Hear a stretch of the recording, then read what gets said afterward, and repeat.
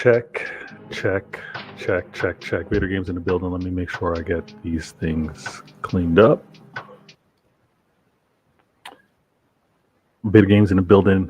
Vader Games TV. Why Always Me? Episode 73. Didn't mean to rhyme. I did it this time. Poet, and I do know it. Thanks for tuning in. Thanks for being a part of the show this week. You've been here. You've been here before. I appreciate it. You're returning. Part of the crew. You're here for the first time. You're going to get to know how the show flows. And if there's anything that you're coming across that you happen to like, you're like, yo, I like how we did that. Oh, that point I agree with, or this point I disagree with, but I like how it's flowing. Hit the like button. All right. That like button, trust me, that like button, it's free. Just find it on your phone, find it on your laptop. It's free. Just hit that. It's free to you. It's priceless to me. And I appreciate it every time. I'm going to be doing a serious breakdown today. I got to make sure I send out the link to my peeps. If they want to pass through, I'll put that into my group chat. I got to do things properly. And here before, cool. Here and you're new, topics right there. Topics are right there on the side. Okay. I think I actually need to mess around with because I realize that now I happen to block the topics. My camera, my layer, I'm in front of that, but we'll deal with that another time. I'm going to be breaking down how Manchester City are attacking threats are coming out of control Pep ball. All right, control Pep ball. We've all heard it. We've been hearing it.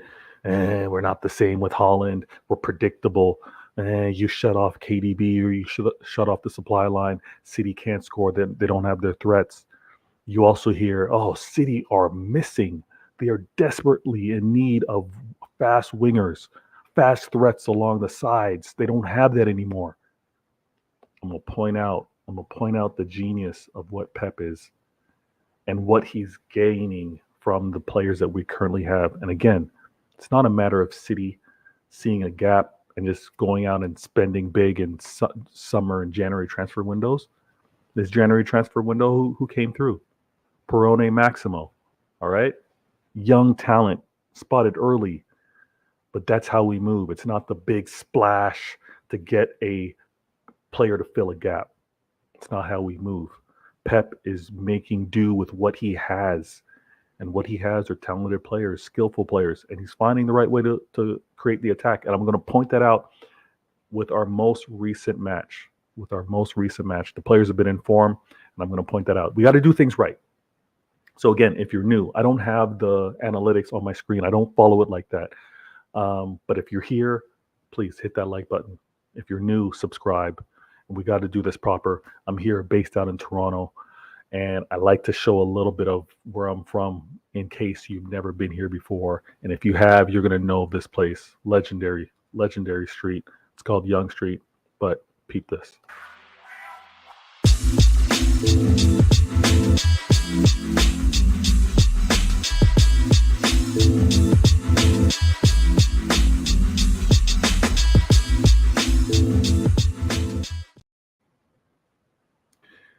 So I'm going to do my best to post this in the group chat and to see if my peeps can come through. I'm going to keep it nice and simple. Last time, for whatever reason, the link was faulty. Don't know why, but I'm going to get there. And I've given myself a simple goal. All right. Let's get to that 1,000 subscribers landmark. And then from continue to invest in this channel, build off of it. Maybe that's when I'll go for the premium or the extra features with regards to StreamYard. But right now, this is how we move, right? Started from the bottom, now we're here. Let me go to the comments real quick. I got my man Daniel in the building. Big up, Vader. Hope you are good. Fire. Blue Heart, absolutely. I'm good. Got a lot to cover. And I'm going to get into it with the breakdown. Daniel also says, I stand by my prediction. Maximo Perone will be a starter for us in 1 year. Big praise, Daniel. Big praise. It's going to be great. Not necessarily competition. I don't think it's direct competition with his playing style and Calvin Phillips, but it will be a race to see which one of the two becomes starters or consistent players moving forward, right? It's going to take a tremendous change in form for Phillips to surpass or to have Rodri not start, but we'll get there. Andrew says Maxi needs more game time and he'll be good for City. I agree 100%. You can see the talents there. You can see even how he was reading the game when he got some playing time um, the last few games. There's a player there, we know it. And just the way we scout, the way City scouts, and when they get players early, especially with regards to midfielders, they know what they're doing. Let me take this attacking threats from control pet ball off screen. I think we're good for me to take that off, and we'll get right into it. Let me change this, and let me go to here. Boom, there we go. Now, I also have to put this on screen proper. We're going to do that, and we're going to do this. Bam. Okay. All right. I sent the link out. We'll see if the peeps can come through. If they're not able to make it, it's all good. We'll continue to move on. But this is what I really want to get into. Clear my throat. I'm actually doing this with no water today. But our last game against Newcastle. Big game, huge game. Okay? Important because we actually got a draw against them the first time we played in the season. And we also realized that at that point of the season, now that we've come learn and realize Pep was introducing, or Pep was flirting, Pep was tinkering with a change up with regards to defense, a change up with how he wanted the team set up and how he wanted to manage possession. All right. And many will run with this narrative, and I'm going to deal with this. I'm going to deal with this with say intelligent agendas, right? But I'm gonna squash some of the terrible agendas and forced agendas that are happening with regards to our offense and with regards to our players. All right, falsely saying that Holland is one-dimensional. If he's not scoring, he doesn't bring much to the team. Falsely talking about how we've been inconsistent defensively, and that's been the problem. And not recognizing the things that Pep has been doing throughout the entire season. Let's go back as early as when we were playing Newcastle. Go back to as early as when we were playing Newcastle and realize that Pep was messing around with inverted fullbacks. He was going so far as to actually invert both fullbacks, right? That's how he was moving. And as a fan, it's amazing to kind of see. And you scratch your head, you question, like, what is Pep doing? What's going on here? He's realized, and I guess it also depends on the opponent, but he's realized two inverted fullbacks, essentially leaving two center backs, doesn't quite work. The balance wasn't there. And then we've also seen throughout the season that he messed around with putting one fullback inverted, and he messed around with that being the right fullback, having them inverted, playing with more of a traditional three at the back. And then he also flirted with Ake and that left back, and when we had Cancelo and things of that nature. But Ake essentially going into that left back going into that inverted position, and then having a quote unquote three at the back, and Walker being back there with the other center backs. But he's messed around with that all season, and we can see why. I think it's obvious about it's about outnumbering, right? It's about having more bodies and outnumbering the the opposition, right? Number superiority. And he's looked to have that in different phases of build up or possession, and he's also looked to have that depending on where he is on the pitch. The evolution is still happening. All right, we can see it when we see like why that's a different pattern. And I look at patterns. Like I look at patterns of play. I look at even the decisions with regards to starting 11. I look at the instructions that he tends to give them, and that's how I study. That's how I look. And I've seen the change recently. What we can clearly see is sometimes Pep just outright plays with three defensive players, an extra midfielder, and then also at times he'll play with a traditional four defensive players, but he'll obviously invert one of them and have them play within the midfield more. We've seen that from Rico Lewis. But that whole evolution is fantastic to watch, and it's also resulted in why we actually drew against Newcastle the first time around. I think Pep realized, and we all realized that there was a little too much space given with Walker being inverted and Maximo in the form that he was in, the pace, the tricks, the skills that he has. It was causing us to have a really long day, and we came out of there with a 3-3 draw, if I remember correctly. But that has now evolved to today. Right? That's all evolved to today. And we now have our quote unquote plan A, plan B formations, right? We have our plan A, plan B formations, traditional back four, maybe starting the entire game with a back three, and having the numerical advantage with regards to midfielders and the versatility that we get with Bernardo Silva in particular. And I see my man Hamza. I'm going to bring him into the mix as we go through this breakdown because I'm going to want to get his point of view as well. The patterns of play, the formations, we've all seen it. We've all seen how that's changed over the season. And most recently, against Newcastle, I want to then point out what it's evolved to. All right? We can all remember, City fans, we can remember that game against Newcastle first time around. Pep messing around with the inverted fullbacks. And now today we can see, okay, here's the pattern, here's what he's looking for presently. So I paused that image. It's on this side. I paused that image. Newcastle. We're attacking. That's Walker. If you can kind of see that right there, that's Walker. All right. Diagonal switch of play. And when Walker made this pass, I was like, I was impressed. One thing we have to note, City fans, Walker's long range passing aerially has improved a great deal. It's improved a great deal. All right, I'm going to bring Hamza into the mix while I deal with these, while I see some of these comments, and I'm bring them to light, and we're going to get right into it. Hamza, thanks for being on the show today, my friend. How you been, man? Yeah, all good, man. All good. Big up Veta, man. Everyone subscribe, like, comment, share it, share the video. The point you made up, Vita, about Carl Walker, about switching the play and stuff, I completely agree. I think his passing has improved massively. When he switches the play, it's improved so much. And Yeah. how in this video right here that you've got, that like the fact that he got that there, I was impressed as well when this happened. When he switched it, I was like, what? How did he pick that out?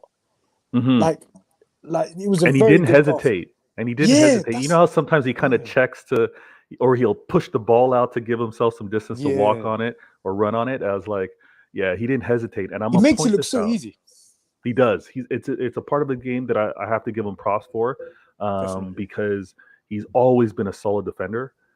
We've kind of Hmm. questioned whether he's picked the right moments to maybe bomb forward sometimes, but in terms of like ball distribution now, I'm gonna give it to him. You can clearly see it's something he's been working on. Now, Definitely. let me say this: YouTube, do not copy strike me. YouTube, realize that what is on the screen now is strictly for analysis. It's a learning moment. It's a chance to break down and look at some footage. It is strictly for learning reasons why this is on the screen. But we're obviously in transition. Walker has the ball. He's looking to switch the ball across the pitch, and you can see if you can see if my cursor's showing up on screen here, you can see that we've got Grealish, we've got Holland, and we've got Gundogan looking in the middle right here, each occupying a defender, and then on the very far side we see a free man. All right. We see a free man, and let's look at this. Let's look at the switch and see what's happened. I believe that's KDB out there, over there solo, and let's see how this plays out. In the chat, let me know if the size of the image is large enough. You happen to be watching on your phone or watching on your computer or tablet, or even on your TV. But this is what we got real quick. Okay, let's show this. Ooh. Let me mute it. Let me make sure that doesn't show up. But then we see Walker. We see Walker with the switch. Right on drop of a dime. KDB, no hesitation, silky smooth, controls the ball. And then we know KDB is always quickly assessing. But I want to stop it here real quick because now we've seen that a defender switches over to go to KDB, and you can also see the midfielders coming back to the 18-yard box. All right, they're all coming in. But when we think of numerical advantages, sometimes it's about the quality of the players, and we don't need the numerical advantage, but we need to point out the dangerous elements or areas of the pitch, the threatening areas of the pitch. And I think that's where Pep is kind of like Pep's realized I need to make sure I get my players in these attacking moments as opposed to catching these players off guard with regards to some of these attacking moments, because, and I'm going to bring Martin into the mix too, because more often than not, it's not going to be let's catch them on a quick transition before they can defensively set up with how we're going to be dealing with teams, right? It's been many years where opposing teams are like, let's make life extremely difficult for City. We're going to bunker down and see if we can break this down. I think that's been the mentality that Pep's taken. It's not like, let me try to catch it before they can be defensively set up. Let me already assume that they're going to be defensively sound, and let me put together what I believe the tactics and the approach to be able to consistently break down the defensive low blocks that we can expect more often than not.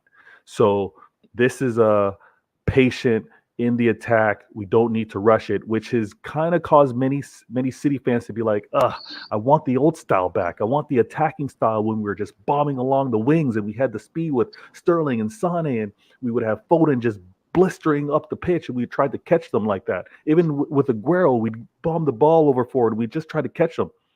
Gone are those days. I mean, we'll pick our moments to do that because we still have the quality there, but it's going to be more sound, more calculated. And I want to point out this example in particular because the numerical advantage is not there, but the threatening points on the pitch are.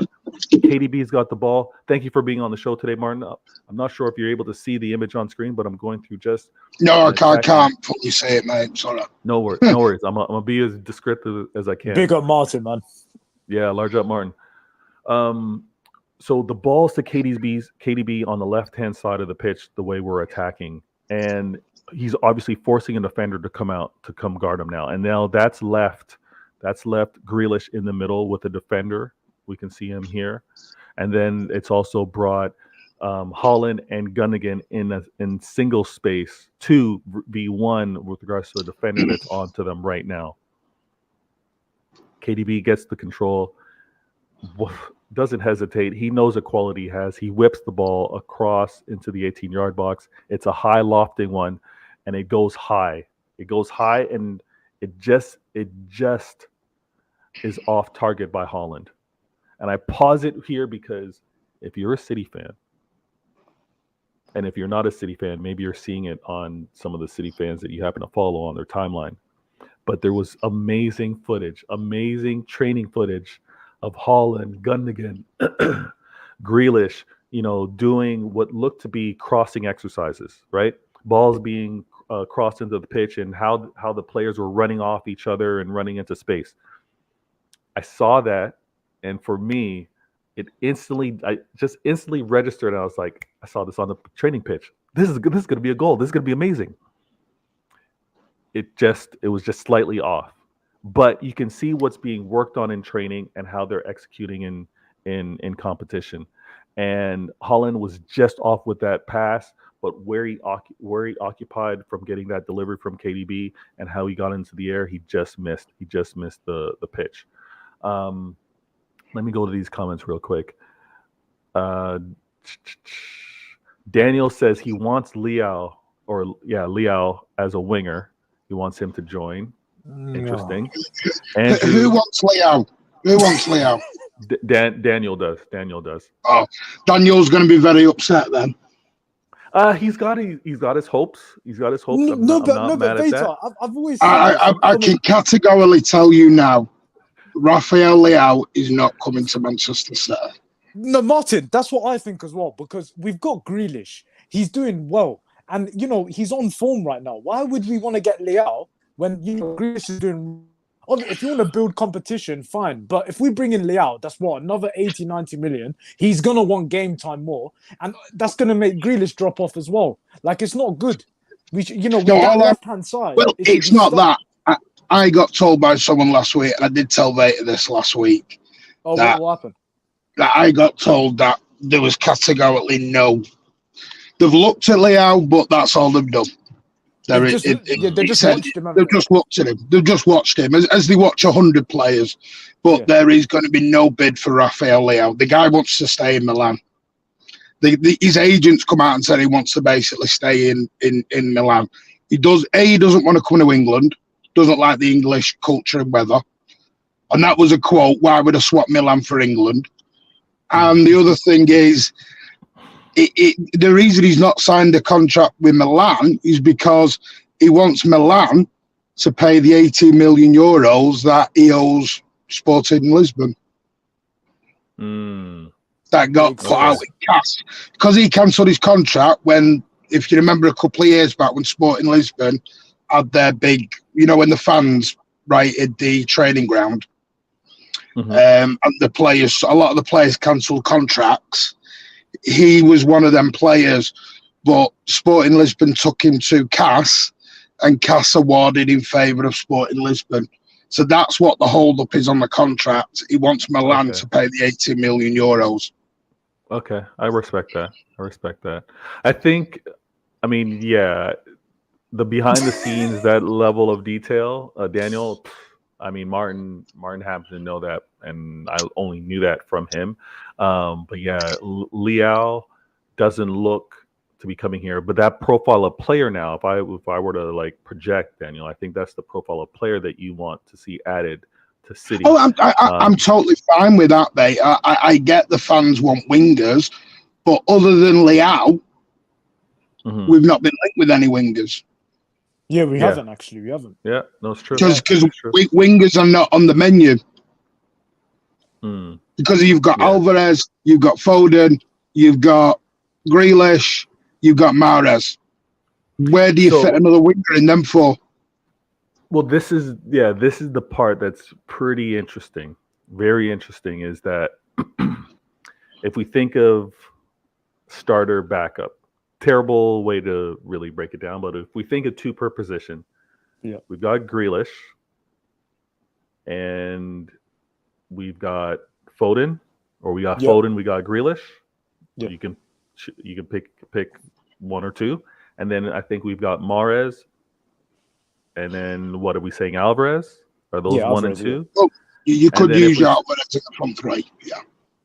But then if we think Haaland, then who's 1 and 2 with regards to Haaland? Also, who's the backup for Haaland, basically? Haaland's always number one, isn't it? But Martin, worst case scenario, God forbid he gets injured, and it's a long-term thing. I think Vater's just thinking who we're going to have there, and I think obviously we'll probably Alvarez. No, I get that. Yeah, but if you look, he's not really using Alvarez as a striker, is he? Really? He hasn't. Exactly. He hasn't, and it's year one. How could he when Haaland's been so well managed, right? Like his quote unquote load management, a term from North American sports, is just how he's played, the amount of minutes, and how reliable he's been fitness wise. You don't really need to start anyone else, but it will be interesting to kind of think of when we have 1-2 per position and rotation, and that moving forward. So the way I view it is, I always look at like the evidence, the breadcrumbs. Everyone goes on about Carlos Borges, who is flying in the EDS, who is an out and out winger, pace merchant. Yeah. He has not been called up to the squad. Full stop. There are other EDS players getting in ahead of him now, coming into the first team. That tells you everything you need to know on Pep's thinking when it comes to a pacey winger. I think as fantastic. I don't think as he he's wants been, any pacey wingers. I don't think he does, Pep. I think he's also looking for a little more level of control from him. Like he's phenomenal. He's phenomenal, and he's doing his thing. But I think he wants to see a little more control. I think he wants to see a little more strength before bringing him in. But he's got a great wealth of talent. Andrew put on screen, or his comment was Matimo. He's got Ganato. He's got Ollis. He's got Somerville. He's got Yermi, Pino, Jaden, Anthony. Anthony, sorry, are all good options. He's got a list out there. We know one thing that we know: if City does go out and get that player or get a player, it's not going to be from any established club. I said this on Martin's show. We are going to find not necessarily the diamond in the rough, but we're not going to be poaching anyone from big clubs. Yeah. We That's don't not do gonna that. happen. Exactly. We've never ever. I mean, we talked about it Thursday night, didn't we, Vader? Mm-hmm. Funnily enough, we've never.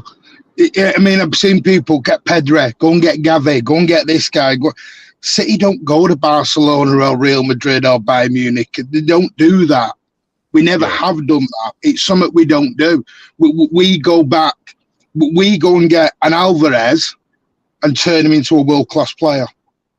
Mm-hmm. But we go and get a Kevin De Bruyne, turn him into a world-class player. Aguero, he was a phenomenal player, but he wasn't world-class. We turned him into one of the world's best strikers. Yeah. That's what we do. We go down the level and build them up. Even Leroy Sané, you could chuck Leroy Sané in there. Yeah, as well. even Leroy Sané. And even Sterling, like, because obviously he was at Mm-hmm. Liverpool, you know, he was on the rise, and we just, you know, we would take him to another level. 100%. There's loads of places. Yeah, Andrew shouts out. He goes, "Big up, Martin." We also got Hams in the building. For those of you that may be new to Hamza, he's on the channel. He's on the show today. I haven't been joining in it a lot, man. I've just been busy, man. But Nah, I'm glad he's I'm been back. busy. I'm glad He's I'm been back. hustling. He's been hustling. I'm glad I'm back, man. But I want to point this out because Daniel also goes, Vader. Having pacey wingers is not a disadvantage. A pacey winger can control a game as well, but he also gives you the option for vertical passes behind the defense. And Daniel, you are absolutely right. I think he gives us the options with regards to those attacking plays. But what's really interesting with how we're set up right now, and I know this because I'm a FIFA gamer, so I study the game. I know instructions. We really can't devote two players to kind of be vertical threats with regards to the defense, you know, hugging close to the halfway line. We really can't afford to do that with Haaland and another player, because basically we're now having one less player back defending, being in space. We can afford to do that with one, and many teams do that. Many teams will do that, but we can't afford to really, because Haaland doesn't cover the pitch that way, and there's give and take. There's pros and cons with regards to the player. It's not terrible. It's not a hindrance. It's not, you know, this is Haaland makes us worse. It's just how we need to adapt with regards to his skill set. We can't afford to have a pacey winger really play up near the halfway line and Haaland kind of shadowing the back line a little bit and defend properly. So that's something we can work around. But I hear your point on that one. That's a great take, that, later. It is. That is a superb explanation of it, because a pacey winger, if you have two, they're both gone. Yeah. And nobody's catching up to them then. So then what them pacey wingers have to do is, if, as Pep said, they have to score in that moment. Yeah. Because if they don't score in that moment, you're all out of position and you're gone. Mm-hmm. And also, and you're open for counters. Now, also, there's another thing I've noticed as well. When we usually get pacey wingers, obviously they do start, you know, fitting into the system and they start defending as well. But there's a lot of pacey wingers out there that don't actually drop back. Like you see Grealish and Mahrez. At the start, Mahrez wasn't dropping back, but, you know, Pep changed that. Grealish, his defensive work is amazing and helps a lot for the team. Like the wingers defend a lot. And there's a lot of wingers out there. Like, for example, Leao, if we got him, I think Pep can change that with him, but he's not that guy. Some of the wingers that the fans want, they don't defend. They're not them type of people. Like with Leroy Sané, how many times was when he'd go up and lose the ball, sometimes he wouldn't even drop back. Like there were times that happened and Pep got frustrated. Yeah. So that's why he was on the bench a lot. Exactly. That's why he was on the bench a lot, because he was just going and wouldn't come back. I keep saying that. I was at a game against Leicester City, you know, the company goal. And Sané was on the bench and he comes off the bench and the ball's going out of play. And Sané could have easily got there, but he didn't. And he just stood there with his hands on his hips. And Pep openly rollicked him.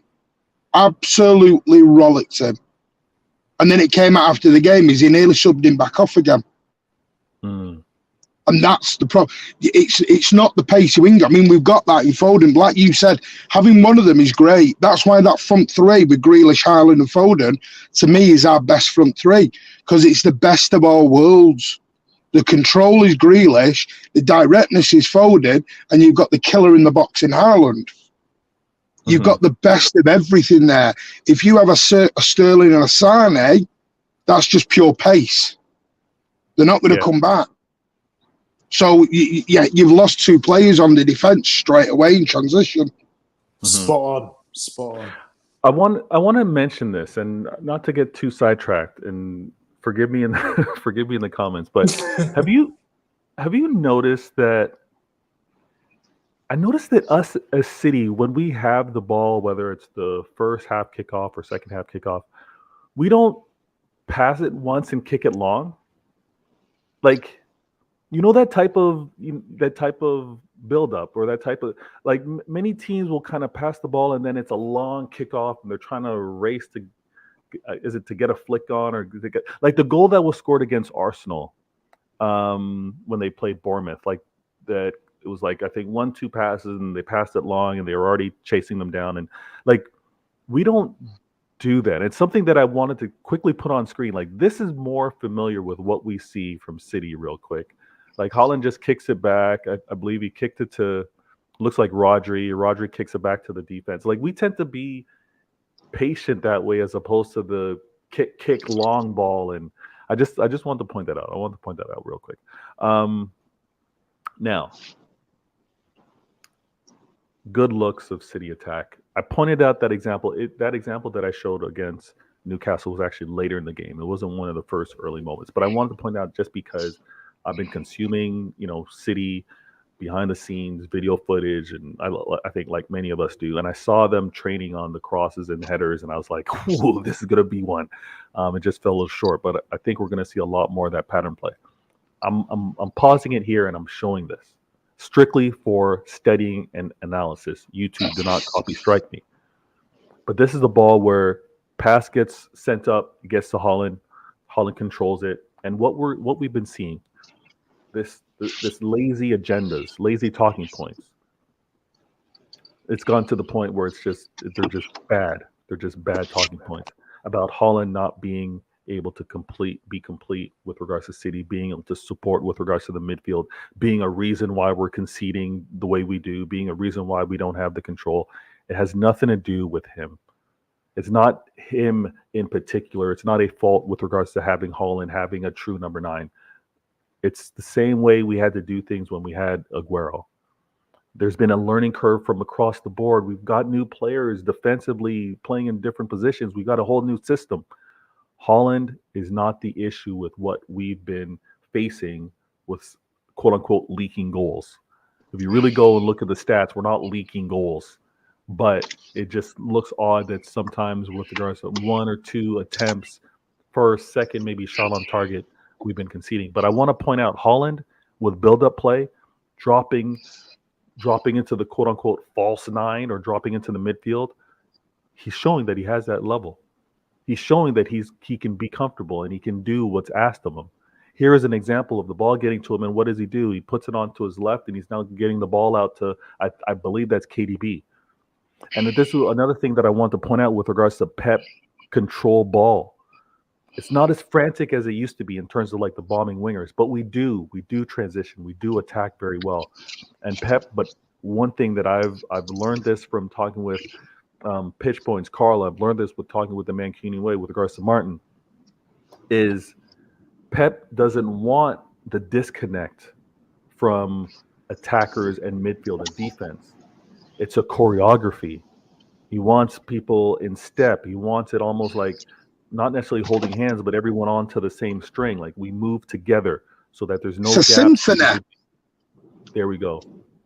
Can you still hear me? I'm driving, that's all. Yeah, Sorry. no, you're perfect. Yeah, we can hear you, Martin. But that's a great example. He wants things coordinated and synchronized, and this is where Haaland's feeding this ball off to KDB, and look at how they're connected, and look at how this buildup is so instinctful. Ball gets played out to KDB. Holland runs into a space, but he's also pacing himself. He's not bombing to try to get behind the defense, right? And look at Gundo. Gundo's on the right of KDB, and on the far right, far right. If you can see my cursor here, you can see Foden running into space. Okay, let the play go for a little bit. KDB now cuts across. He lets Jack overlap. Defender's got to make some decisions. KDB kind of stops on a dime, and then he passes it over to Grealish. This is what I'm talking about in terms of like attacking areas of the pitch, and we're not. It's almost like systematic. It's almost like death by 1,000 cuts. My observation is that Pep City are now familiar with the spots that they want to get to on the pitch, and there's more than one spot on the pitch now. There's many areas. There's no, we cut off the supply line to Holland, things are over. No. There's going to be many areas that you're going to have to worry about, all areas of the pitch with regards to City. And can I just say one back? Absolutely. No, absolutely. Go ahead. I had a lot of Newcastle fans tell me that Lascelles back pocketed Haaland. And I laughed. And I laughed, and everyone was like, a lot of my Newcastle buddies, I go on Newcastle channels, and they were like, oh, he back pocketed him. And I went, it was one of Haaland's best games. And they didn't quite understand what I was doing. They thought I was a bit crazy. And I went, no, because Haaland actually was more involved in the game than he's. Well, we might have lost him because he's driving. But no, Haaland was more involved. I know it didn't net out with regards to goals, but Haaland being involved with assists, and more importantly, the build up, really yeah, and the defense. Everyone's paying attention to him. The fact that they have to glance, the fact that they have to move to him is an important part. And what you're seeing for me in the last sort of 5 or 10 games. Martin, you're cutting out, buddy. Yeah, Martin, you came out. I'm gonna wait until you're back in a good spot before you're back in here. But this is what I'm trying to point out with regards to the attack, especially with Haaland. It's man was off to a blistering pace, right, Hamza? Like the man was scoring at will with the 3 in a row home hat tricks. Yeah, like he made it look mad easy. Made it look easy. Yeah. Am I back? Yes, yeah, you're back, Martin. You're back. Sorry about that. No, I was just saying it was, to me, you're watching the evolution of Haaland in the same way we watched the evolution of Sergio Aguero. And that's what I'm loving at the minute. Haaland's gone from having 3 touches of the ball in a game, but scoring an hat-trick, to not scoring a goal, but now he's assisting, and he's having about 20 touches in a game. Yeah. Because he's more involved. Yeah, and you know what I like about those touches as well is the fact that the defenders have to be on all the time. They have to be on all the time. And what we're going to now also see more with regards to Haaland is, and unfortunately, because he's such a large man, because he's so strong, I think the defenders are getting away with a lot more physicality against them than really should be there. And when he starts getting the proper respect, I think he's going to be able to turn and square and face them up, and he's going to be then an even more imposing player because now he's got his face onto goal, and he's going to be that more threatening. He's not getting bullied, but he is getting a lot of more physical play attributed to him, and the whistle for whatever reason is not being blown against him. But I want to point this out. Andrew says pace is the only thing that scares defenders. Andrew, I agree with you in a way, but Pacers hate space. Defenders hate space with regards to, for example, when Mahrez or when Jack are like on the touchline and they're making that pitch wide, and you know that the passes can come to them and they're going to control it. Defenders hate to have to come out of their comfort zone and have to go out there, and it's not necessarily the speed because yes, like a Sane, like a Sterling. You have to get to them quickly because you wouldn't want them to turn on you. But at the same time, if you got someone tricky, if you got someone that's going to make you maybe not want to put a foot in because it's going to draw a foul or they're going to get by you because they're going to be silky smooth with it, that's also threatening. And I think that's what we have with regards to our wing play right now. There's a reason why Jack gets so many fouls that he does, and there's a reason why Mahrez is so tricky in that box and no one wants to touch him. Veta, just quick 1 point, just 10 seconds. 100. You know, Go ahead. you know, like when people, when Andrew, when you said about pace, right? Okay, I get it. Grealish, Foden, all these man, they're not quick, but when they're on the ball, they actually are quick. Like when you see Grealish on the ball, it's like he's quicker on the ball than he's off the ball. Yeah. Foden, when he's on the ball, he's quick. Mahrez, when he's on the ball, they're lightning. Okay, Yeah. with Alvarez, he's not as quick on the ball. Off the ball, he is more quicker. But when you actually analyze the game and you see Grealish on the ball, he is quick. So this pace thing that people, I know you're missing your Sane and Sterling, like Veta said, but when you actually analyze the game properly and you see Grealish on the ball, he is very quick on the ball. People don't like change. Yeah, that's the problem, Martin. People don't like change, unfortunately. As I keep saying, human beings, we don't like change. Change is something that we struggle with as a human being. And when we see such a drastic change from pacey wingers and ball in and everything else, and all of a sudden now it's control and a bit slower, and people, they don't like it. It's like a new pair of shoes. You've got to keep trying it on. You got to keep wearing them just to get used to them. And it'll come good. You got to remember, he did this at Barcelona. This was his system at Barcelona. This is the system that won him Champions Leagues, that won him La Liga titles. So it's just about letting the process play out. Facts. And having patience. Yeah. Let me get into this, Daniel. Go ahead, Hamza. Oh no. Go on. Say the comment. Okay. I'm gonna get to these these comments, and Daniel brings up a good point. He goes, at least over at Crystal Palace, he's questioning, like he's saying he might be a good replacement. Oh, I love it. I said this a couple of months ago. People are getting on this. I love it. I don't know how much. I don't know how much he would be. I don't know how much he would be, but yeah, that'd be a tough one. I reckon they'll probably ask for about 60 or 70 million, maybe more, because they'll see, you know what, Man City have got the money. Let's try and bomb them. That's what they're going to try. Pardon. Martin, do you know what it is? A lot. Try and what them? Bump them. Sorry, bump them. Bump. No, Yeah, bump. But because I thought you said something else. I know, my bad. No, but Martin, you know what it is? I think you know this, and Veta. You know these kind of clubs like Palace and the Brightons and, you know, all these kind of teams, they look at our club and they think, you know what, they've got all the money in the world. Let's, you know, put an extra 40 or 50 million on top of the original price tag. And you know, with the Cucurella deal, it's a perfect example. We walked away from that because Brighton kept saying 10 million more, 20 million more. They don't want to sell to us. Exactly. Because they know you got to remember, if they sell to us, we'll turn them one plus. All of these teams are the teams that are trying to get us banned and kicked out the Premier League. Why would they sell at a reasonable price to Manchester City? Exactly. You got to remember, we are the enemy to a lot of these teams in the Premier League. It's like the Jack Grealish deal. You go back to Villa. The reason that was held up, Jack Grealish had been done for 2 months. The deal was done. The reason it never got done is because Aston Villa were waiting for another team, and they've openly admitted this. They were waiting for another team to come in. They didn't want to sell to us.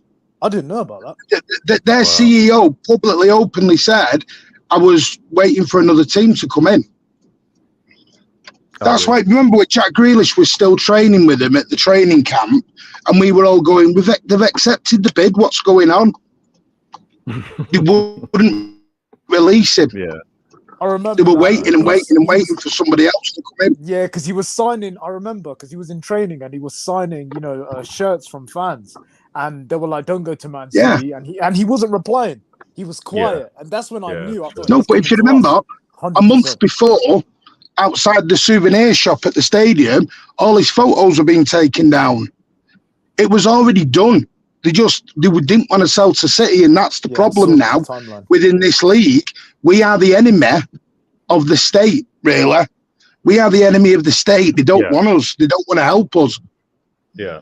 No, that's clear. That's clear. And that's something to really address and to deep dive on as well. I want to point this out. Andrew goes, the only people saying Holland stuff are scared, shameless, and reaching for something in his game. When he gets our system and league, it's going to be crazy. Yeah, when he's familiar, 1 year under his belt. Oh my God! He's gonna be an animal next season.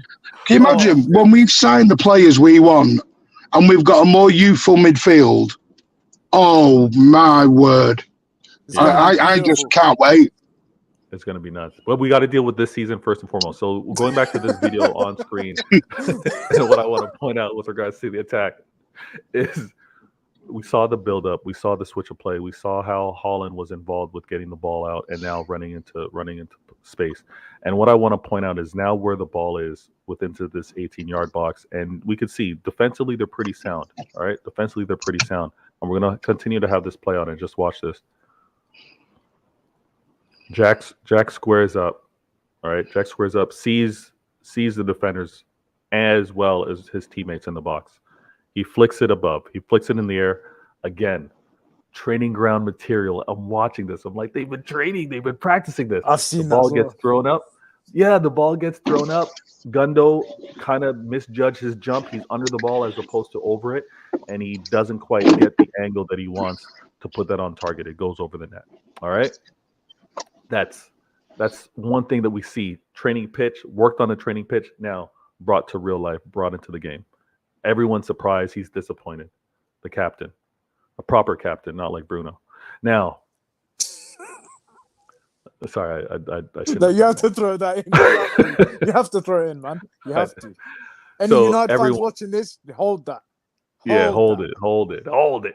Those of you new to the show, thank you. I don't know how you got here, whether it was shared, whether it's just been the YouTube algorithm. Thanks for being here. If you like what you're hearing, if you see the analysis, if you hear the convo that I'm having with Hamza as well as Martin, please hit that like button.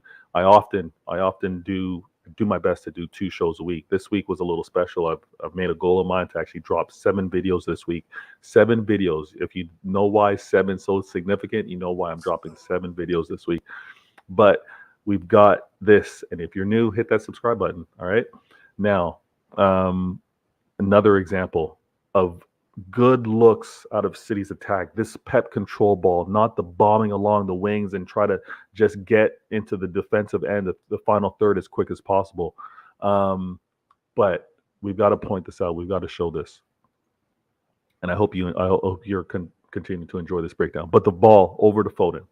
Now, when you really look at this pass and where Newcastle are defensively, yes, you see 3 defenders here on screen, but look at the space that KDB is occupying.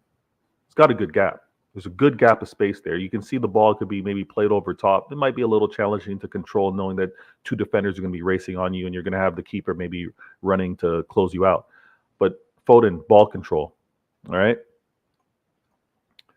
Foden, again, smart. Our star boy waits. And this is where I talk about it's also assessing. It's looking at what's happening on the pitch, and it's not just being instinctful. When it's a matter of assessing and being and instincts kicking in, and it's all linked up, then you know we're going to be dangerous. Then when you know players just can close their eyes and know the type of runs teammates are making, that's when we're going to be incredibly dangerous. But look at Foden. He waits for KDB to make his run. KDB pulls the player out, and Foden now attacks that space. He attacks that space, and I think that a lot of it is also just working together. They've been teammates for a while now. A lot of it is also residuals from even with regards to the false 9 when KDB would play false 9 or even Foden. They take that space and then they run into a different space and see if the defender follows them.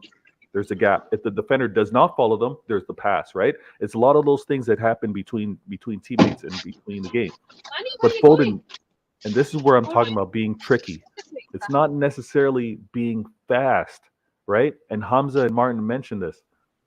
Ball to his foot, Foden is almost just as fast as if he's running without the ball. It's crazy. But you see how quickly he gets into that space. He puts the defender on his back. The other defender that's running to the space tries to close him in. The defenders to the left of him, they have to stay true because they got Gundogan and they got Holland over there, so they can't just run and close in onto Foden. And Foden, amazing finish. He was actually looking to finish far post, took a deflection, but he gets the goal. And this, amazing. This has been missing from us, and I'm going to say this. It's going to sound this is going to sound wrong, but Mahrez and Jack have this ability. It's been missing from a courage or mentality standpoint. I think Jack's getting there. Mahrez has been there even before taking his or being rotated recently. But Mahrez was taking his moments and attacking, but not like this. But all three players have this ability. All three players can really assess, look where the advantage is. Do I play the pass? Do I attack into space? They can all do this. And with Foden bringing this in, I hope they're watching. I hope Jack's watching. I hope Palmer's watching. I hope Mars is watching. I hope Alvarez is watching. You can make these moments more often than not because defenders have to honor Gundogan. They have to honor KDB. They have to honor Holland. They have to. So I hope to see a lot more of this moving forward. And deservingly so, Foden celebrates with the fans. We're going to see it from a different angle, and I'm going to play it and pause it just because, again, YouTube, strictly for analyzing purposes, studying purposes. Do not copy strike me. But look at how quickly Foden gets into the space, and also where he's pushing the ball. He's not pushing it far. He's not what do they call power and pace merchant. He's not kicking the ball long and then racing after it. It's really close touches. He's able to change direction on a dime. And he holds off. He shows some strength here, and class finish, absolute class finish. Now, I showed this Reminds me of example what earlier. Messi does. Ooh, Hamza, I can't compare. They're going to go after you. They're going to go after you. They're going to go after. Come after me, but I'm not comparing. But it's a Messi type goal because you see Messi do a lot of those type of goals. You know, he cuts in on the left. He'll take on all these guys. He'll hit on his right foot, and that's it. Will go in. It was almost like a Messi type goal. And, you know, and I feel like with Foden, you know, missing, like, you know, on the bench with personal problems, whatever, you know, we've missed that. I feel like we have missed Foden a lot. Yeah, we have. We've missed him. We've missed his, and again, profile of player, Jack's amazing, Mars is amazing, but they're all different in their own way. And Foden, he's so unique. He's so unique. There's a reason why he was getting so much praise from Pep as a young player. So FIFA goes, let's get Messi. You just heard it from Hamza. We've got our own. We've already got our little Messi. We've got our guy. Virtual respect. Virtual reminds me that it's pronounced Olise. So Olise. Michael Olise. Big Morgan in the building goes, we wiped out Villa's debt that season. You know what? Our history in the league or English football have been the generous ones. We've been the neighbors. When United weren't able to have jerseys, we gave them jerseys. When we've seen teams struggling and they have a talented player, but financially they needed some help, what do? We go in with a record sale or record buy of Jack Grealish, and we help out Villa. You're absolutely right, Big Morgan. That's what we do. Andrew goes, let's get the 3-peat. I hear you. Let's hope so. Franklin says, imagine an overlapping left back for Grealish. That left side would be lethal. If Carl was here, he'd be going through the whole thing again. Oh. Cap, we'll save that for another time. But I one thing that I want to, you know what? Actually, let me address this real quick. I think we're defensively, we're sound defensively when we don't have to commit defensive players that high up the pitch. I get it with regards to maybe desperation times, looking to get a result, but for a routinely looking for a goal, looking to create an opportunity, you don't want to rely on your defensive players having to do overlaps. Because again, how we're going to be defended against, they're going to be very deep blocks. We don't want to rely on getting with either our left or right back to have to bomb and overlap. Because again, what does that mean now? It means we're taking a midfielder to have to play defense or play in a defending role if there happens to be a save, a quick throw the keeper, or a quick kick. right? We don't want to be like that defensively. And I think Pep's realized I don't want to commit my defensive guys in those roles. Can I get my defensive guys? For example, maybe this is blasphemy. I've loved Rico Lewis. I've loved Walker. And I was actually having hopes that Cancelo could have played this role similar to what we've seen from Trent Alexander. I know. Sorry. He's on the rival team. But imagine a player with the ball distribution of a Trent Alexander in a Pep system. You would have KDB that can put a ball anywhere on the pitch. You could have a Trent Alexander doing very much the same thing, and not even, and again, he can deliver those without necessarily being very high up the pitch. I think Pep, system-wise, he's not looking to commit defensive players like that. But it's a great conversation that we can have, getting a lot more in depth. I'm realizing that myself, Hamza, and when Martin was here, we're still on topic one. Good looking looks of City attack. And this is topic one. The Crystal Palace and other things we need to get into. But let me get this next example out real quick. Not this one. Sorry. Not that one. All right. Here we go. Let me take this off screen. Thank you, Cap. But ball played out, looking at how we attack, not always with pace, but decisiveness. And forgive me, within the comments, someone mentioned we want Mahrez to be decisive, and absolutely right.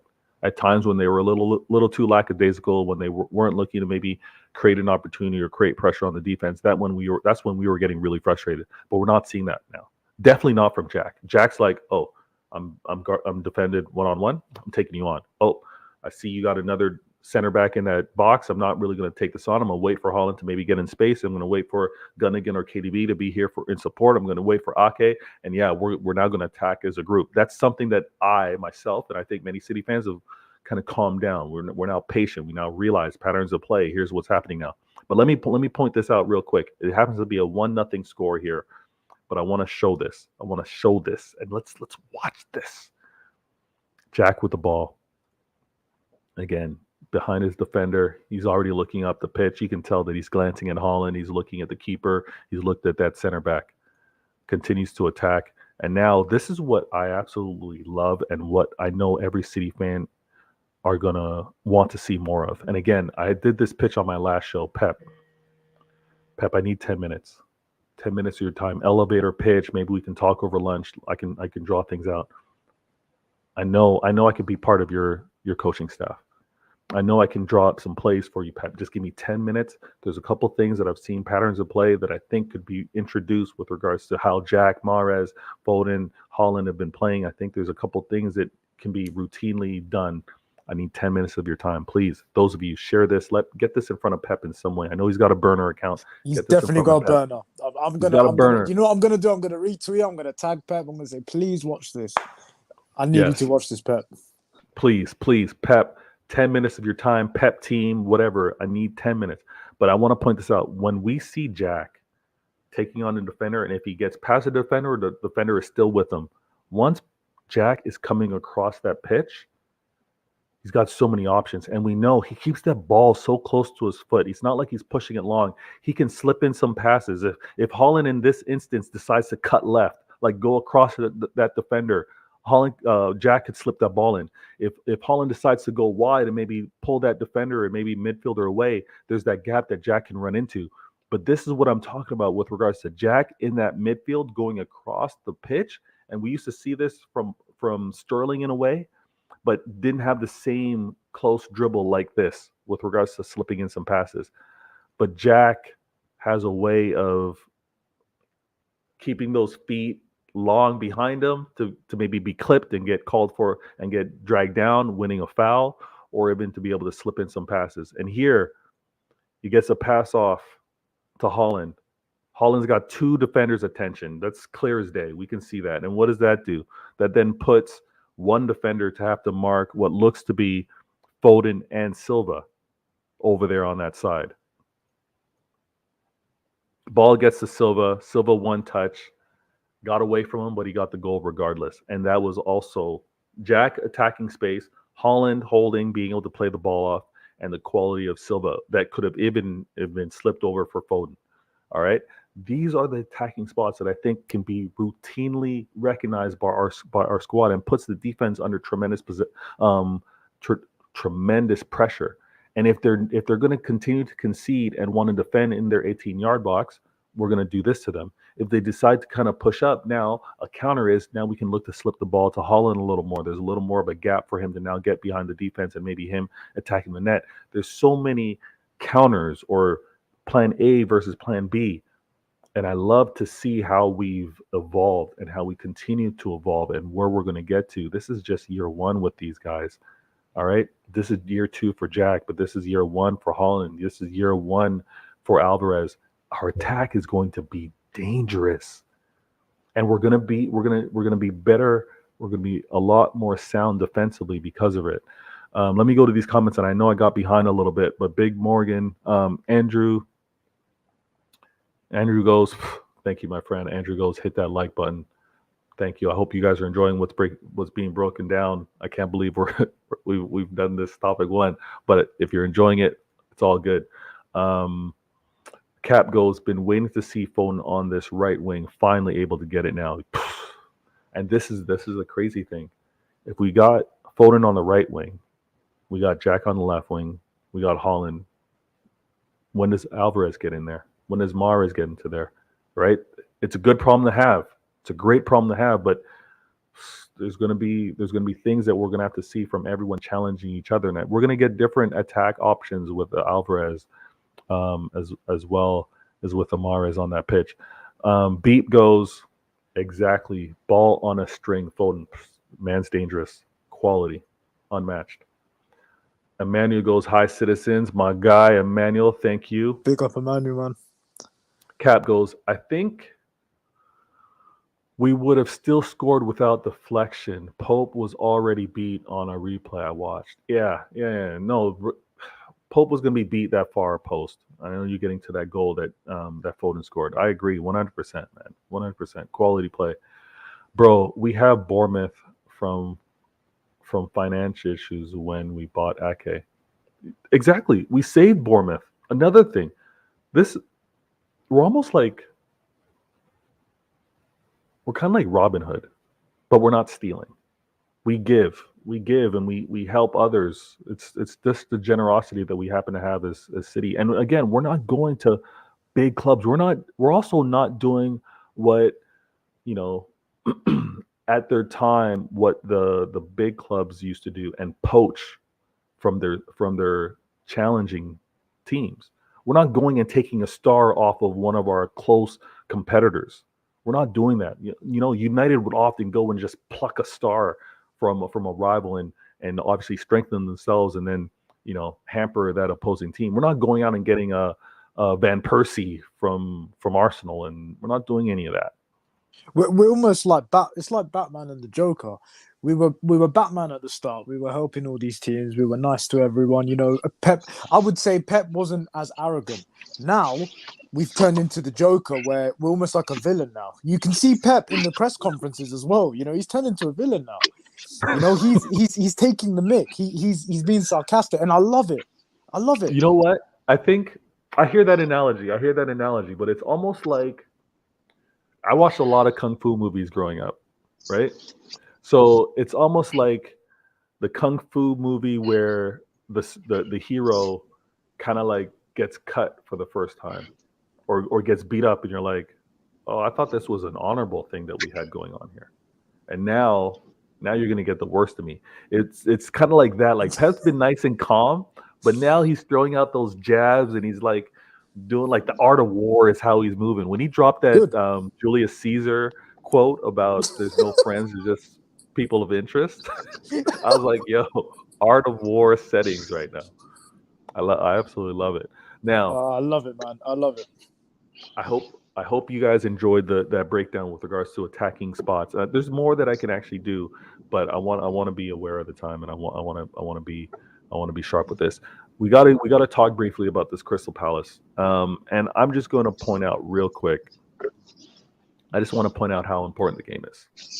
I want to point out how important this game is. I tremendous respect for Patrick Vieira, what he's done over at Crystal, and how he's been able to have them actually be never an easy fixture. Whenever I see that on the fixture list, and I think of Crystal Palace and I think of Vieira, I'm like, this is going to be a battle. So this game is going to be huge. It's going to be incredibly important. On Martin's show, the Mancunian Way, they talked about and mentioned the quote that Pep had. That Pep said that the next 3 games are going to be key, vital to the season, and he's absolutely right. We got Crystal Palace tomorrow, and then on Wednesday. Tuesday. On Tuesday, then we play RB Leipzig, and then we come back again to play on Saturday to have to play against Burnley, which is going to be in the FA Cup. Three tremendous games, 3 all different importance, right? League importance, Champions League importance, and then Cup importance. Huge. And I want to point out as well that because these 3 games go into the international break, it actually is an interesting challenge because it's a game every 3 days. And like we all recognize, they're all very important. I mean, some will say this three-peat, I want it badly. So Crystal Palace have to be strongest available 11 they're playing. And then you can ask another City fan and like, yeah, I want us to continue to pursue, put pressure on Arsenal, go after this three-peat. I want the best 11, and I want the best 11 against Champions League. I have my doubts. The physical demand in terms of the body, if we're going to be playing our typical way, if we're going to be pressing, if we're going to be looking to win possession, when we don't have it, if we're going to be looking to really put the team under that pressure to really have to defend for an entire 90 minutes, I don't know if we can play the same 11. No chance. No Saturday, chance we're going to play the same and on 11. Tuesday. No chance. I have my doubts on that. Now, maybe the approach is, and I've seen it, and when I do see it, it does make me nervous. And I saw it against Arsenal in the FA Cup. When we play we're not really going to press you. We're going to let you have possession. We're going to pick our spots. When I see that out, I'm nervous just because I don't see it routinely from us. But maybe we choose 2 different styles of play with regards to Crystal Palace and maybe how much we press them, how aggressive we are versus how we play in Champions League. Maybe that allows us to play a similar 11. I don't know, but I would have my suggested 11 for Crystal and my 11 for Champions League. That's going to require some rotation. Let me know in the comments if you guys. We know Ederson's playing. Okay, maybe the back 4 can be the same back 4 for League and Champions League. But where are we seeing rotation, guys? Let me know in the comments. Are we seeing rotation in midfield? Are we going to see rotation maybe with regards to wing play? Does Foden play in Crystal? Does he not play in Champions League? Or does he not play in Crystal and definitely plays in Champions League and vice versa? Let me know in the comments.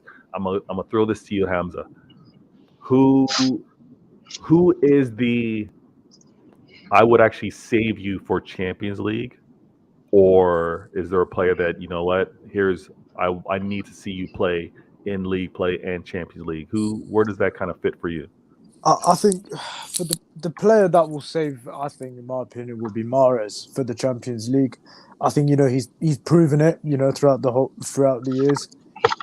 In the Champions League, he's been very important. But then you can also say, when we got to the final for the first time, Philip Foden was a big asset to that as well. So Foden and Mahrez, I'm pretty stuck with Foden and Mahrez.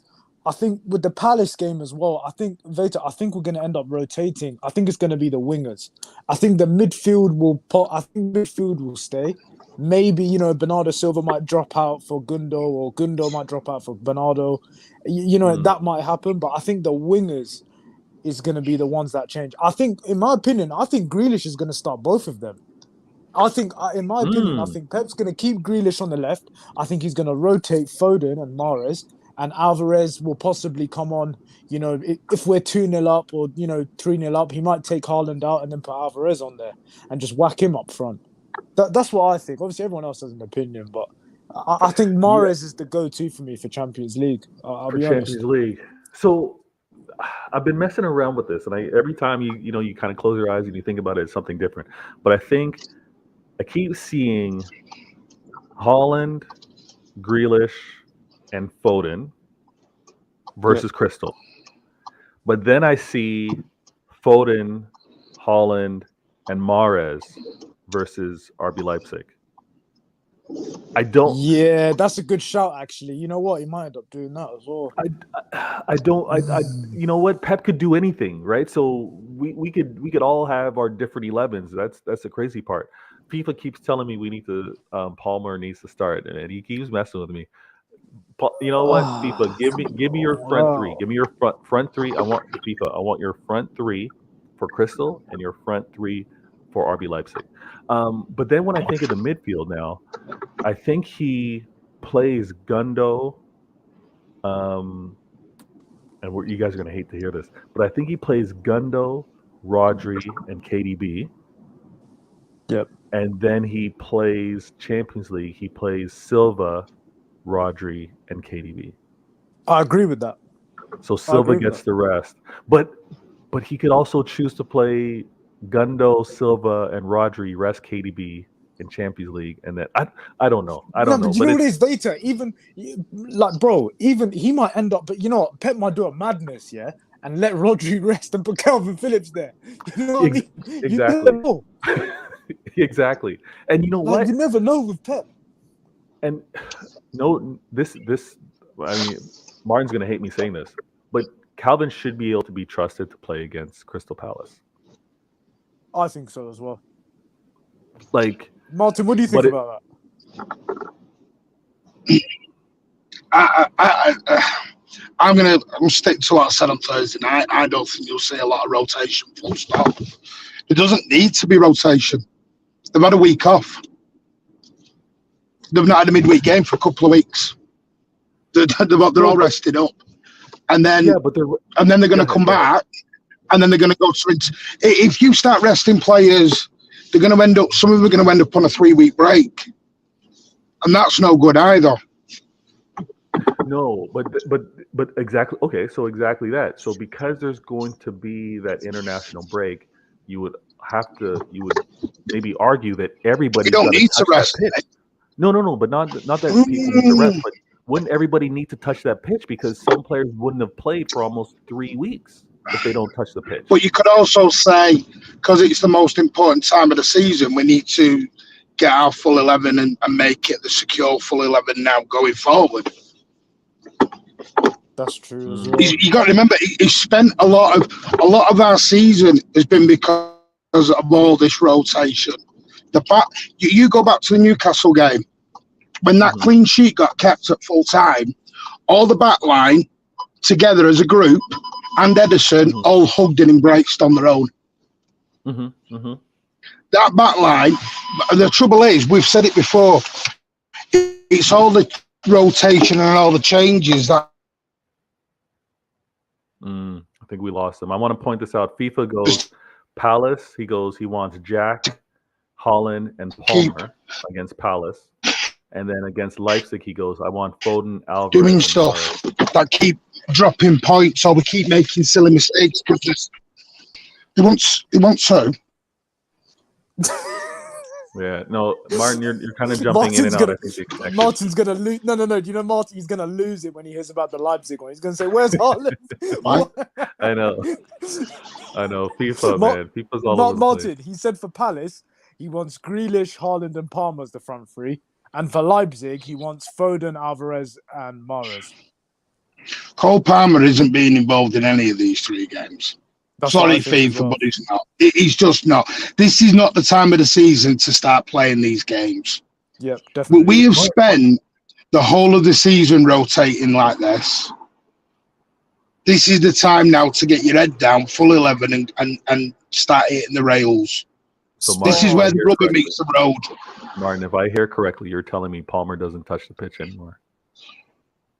Not for the rest of the season, though. I agree. I'm with that. I agree. How's he gonna like Veta? How's he gonna get a place here when we've got Foden back? We've got Grealish doing very well. We've got Mahrez as well. You know, we've got Alvarez as well. How is he gonna get there? Here's a Veta. Let me throw this to you and Samza. When Alvarez can't get in the game and Laporte can't get a game, what makes you all think suddenly Cole Palmer's going to start jumping in and jump the queue? Exactly. No, Yeah. you don't have a chance. This is not the time of the season to start going sentimental and going, oh, he's not played a lot, let's get him in. No, sorry. If you look at what Pep does all the tinkering early. When we hit March, April time, this is when we start going, right, rubber meets the road, let's go. Mm-hmm. I want to bring and we go laser focused. I want to bring up this point from Franklin because I do agree with it. He goes, I would rather no rotation and early subs. So he'd rather get the game on. Yeah. No, I hear that. And it's my thing with Burnley, Veta. Everyone's saying rotate for Burnley. And you know my thing on this. What was the point in beating Arsenal, beating Chelsea, going through all this little rigmarole, and then we get to Burnley and we throw it away? Exactly. We might as well have gone out in the third round than play this little game of let's beat. I think we lost him again. And Andrew points out Philip can start Burnley, or if we're up early Saturday, he can play. Yeah, I'm with you. I'm with you. Kind of like, the players, we get control. We get those necessarily goals, or we're showing that we can control based off of patterns of play and what we're doing, and then you can bring on players. Because again, anyone subbed on should be able to follow the same instructions that Pep's instilled in the team in terms of how he wants to attack, defend, and so I hear that point. FIFA's on one today. He goes, but Palmer is class, but unfortunately, he is in front of him. No, so Cole Palmer is class. But what do you say to Bernardo Silva? What do you say to Mahrez? What do you say to Alvarez? Yeah, no, I hear that. I want to point out, Andrew goes, now is crunch time, not time for nicely, we need cups. Yeah. Exactly. No, I hear that. I hear it. I'm not mad. It's rubber meets the road time. The thing is, I'm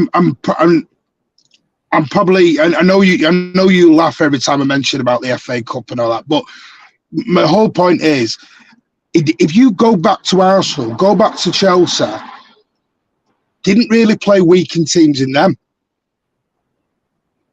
Didn't really play weakened team against Bristol City until we got 3 up. Yes. Yeah. So what makes us think we suddenly hit Burnley and this is what, no, I'm not saying it's you, but everyone's bring this guy in, bring that guy in. You got to follow the pattern. Pep hasn't done that all the way through. I agree, but here's what I want to point out is when we've been playing, and just recently, I think Pep kept KDB out for 2 games, right? Coming off of illness and he was ill. Back up. He was ill. I know. So he was ill. He kept him out, and we still did our thing. I know it's KDB with regards to a different position, but it's kind of like this. It's kind of like the same thinking, and maybe it's just me because I'm thinking of Pep City pressing, keeping possession, not allowing the opposition to breathe at all. Control. I don't think we do that 3 games straight. I think tactically he'll probably alter that, but if I'm thinking that's the style of play, I don't see the same type of response for 2 games from any player, especially the older ones, to have to do that. But it's going to be. The thing for me, Veta. Mm-hmm. You look at our last 2 or 3 performances, Hamza, you'll probably agree with this. You look at our last 2 or 3 performances, the 11 has hardly changed. And it's been 2-3 clean sheets on the bounce. We're getting better. Why would you change that now? Why, when you're suddenly starting to hit form, starting to get to a point when things are clicking, Why would you then disrupt it all just to keep a Calvin Phillips? It's like we said a few weeks ago, Calvin Phillips, Mahrez I don't have an issue with. Mahrez is a superb player. Mahrez coming in for a Foden or a Grealish in a game is not a downtrodden thing. That's not a downgrade. Yeah. If that makes sense. Yeah. If you're bringing a Phillips for a Rodri, that is a downgrade. Whether that sounds harsh or not, but it is. It is not the time to be doing that. If you look at Calvin Phillips, he's played in 2 games, started Southampton away, Carabao Cup, Bristol City away. He doesn't come in. He doesn't come in when it's the big boys. When it's the big boys, it's away we go. And sentiment's got to go out. It's like we said, do all your I think you said it later on my channel. Calvin Phillips now has to focus on next season. Next season, pre-season, is when Calvin Phillips then makes a decision on where he wants to go with his career, city-wise. This is not the time to be doing it. Because do you want to look back and go, oh, if we'd have just played that team and got that extra point somewhere, we'd have won the league, or we'd have got through the Champions League. It's not. I'm probably sounding so harsh, but it's not experiment time. No, the experiments have to end now. I got you, but this is the point. This is the point that I want to make, and also let's highlight the schedules moving forward. But it's not sentiment. It's not, oh, I want to see how these players, what they can show us. It's not that time. That was early in the season. I agree with you. But it's like any of us that have owned a vehicle. You have to rotate your tires. You have to rotate your tires. It's just a common practice. You want the wear and tear to be done evenly amongst your tires, so you have to rotate them because your team, in this case, will last longer.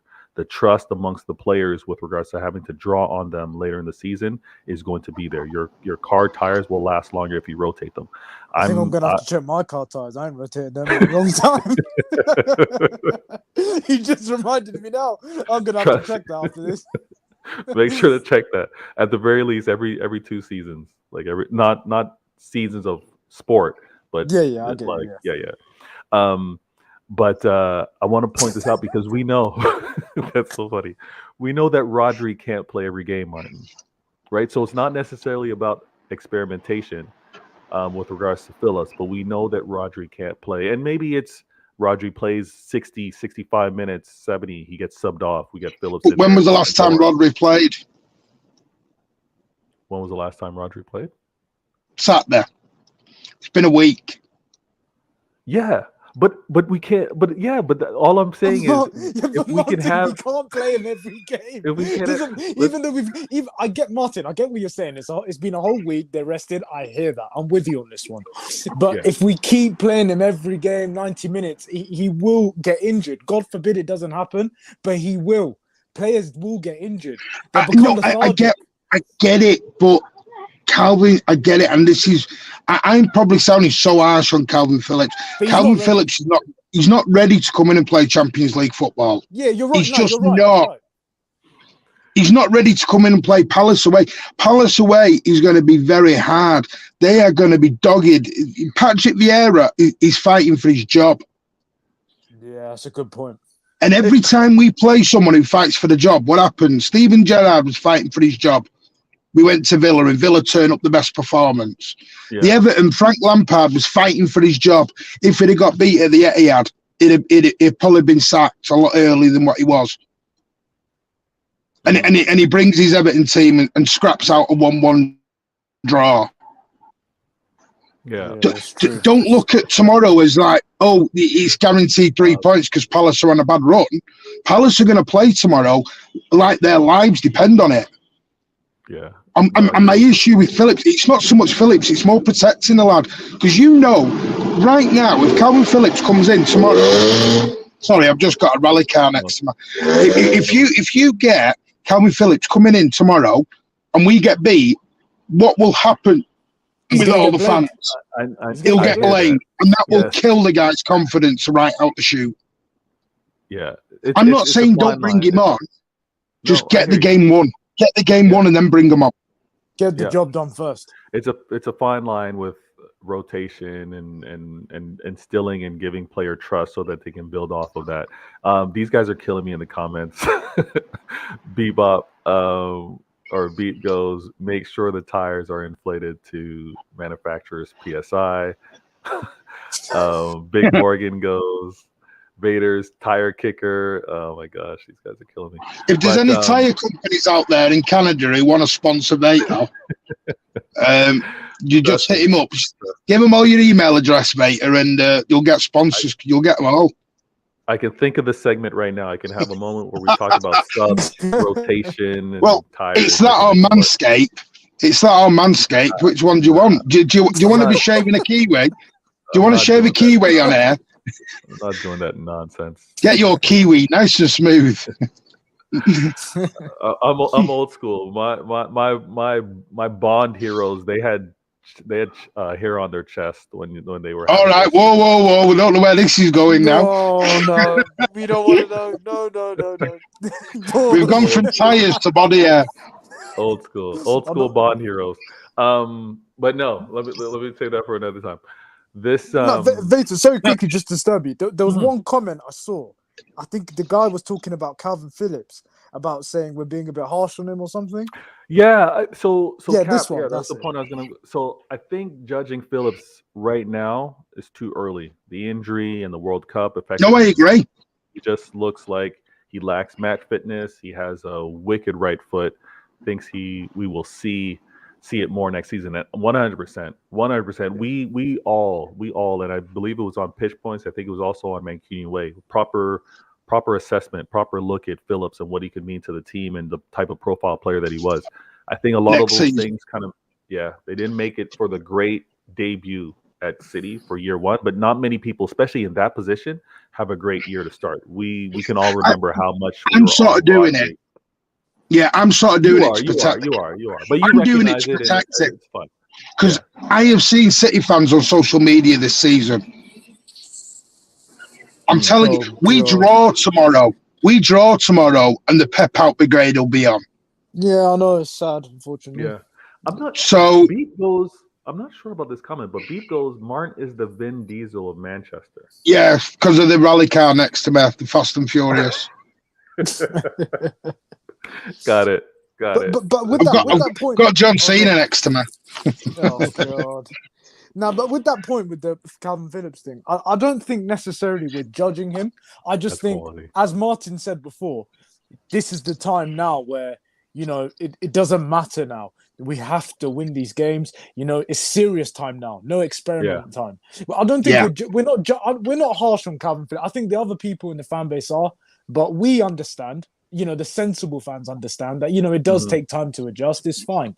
But when shit hits the fan and he's, for example, like Martin said, a great point. If he starts tomorrow, which I have my doubts, I think he might start tomorrow. I have a weird feeling he's going to start tomorrow.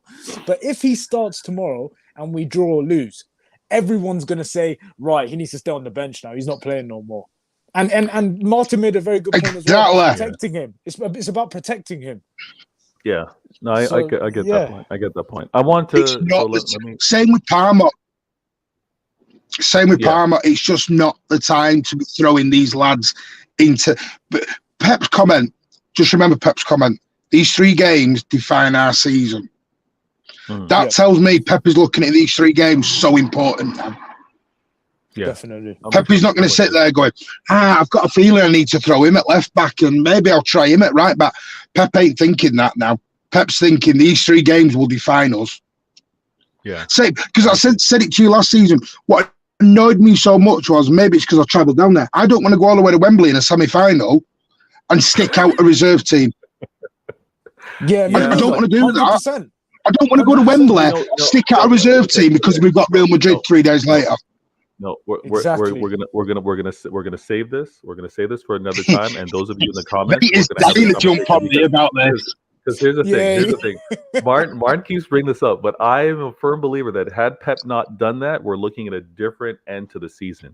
We saw what Klopp did. He played. Yes. Oh no, I do. Is Arteta looking at a different end to the season then? Because they went out. No. I'm talking about how the choice that Pep had to make of versus Liverpool at that point in the season with Atletico Madrid and Liverpool. We had to play them twice, and we had to play Atletico Madrid twice, and just how that. Nah, he had to make the choice that he had to make the choice with, and I'm not. It I have a didn't give me different my point of view. 400 But no, quid back though. no, we're going to talk about this at another time. We're going to talk about this at another time. Let me know in the comments what you guys think with regards to last season and the choices being made with regards to FA Cup. But let me do this properly. Vader game. Now, I'm putting these two things on screen because I think it's something to keep in mind. There's no avoiding it. We're looking at, obviously, we play on the 11th, we play on the 14th. We've been talking about it at length here with regards to Crystal Palace, RB Leipzig, and well, also the next, which I believe would be on the 17th. But then we play against Burnley. Another thing important to note, and again, it's not a can't sleep at night stressing over it, but it's something to keep in mind. Arsenal and the Europa, as well as Arsenal and the league. This is the first time that they now have to manage multiple competitions within 1 week. They had to play Europa against Sporting, and I didn't watch the entire game. I watched extended highlights, so just to keep that in mind. But they ended up drawing that game. They were quick to say because of how we drew with regards to our Champions League, we would have our eyes or attention split with regards to league and Champions League. It's going to be interesting to see how they happen to manage this themselves as well. Now having to split and not really having the win, but a now important game that they got to manage with regards to Europa, the league play, as well as their Europa moving forward. Now they played on the 9th. They had a draw 2-2. They play again on the 12th, and they play against Fulham. And Fulham's a quality team. They're no joke. I don't know if they play at home or if they travel, but that's something kind of keep in mind. They play away. So let's see what kind of rotation they happen to have, whether they do or don't. I know some players are coming back to fitness, but that's something that we always need to kind of keep in mind moving forward with regards to this league. It's how we manage being in multiple competitions, how they're going to manage being in two moving forward. FIFA goes, Calvin Phillips slander will not be tolerated. Hashtag Calvin Phillips slander will not be tolerated. Man will be better than Casemiro. You know what? Let me put a star on that one. I love FIFA. I love FIFA. If he starts, he scores. I love him because he actually believes what he says, and I love it. And you know what? A lot of people think no, and I don't mean this in a bad way. Is when FIFA says start Carson, he means it.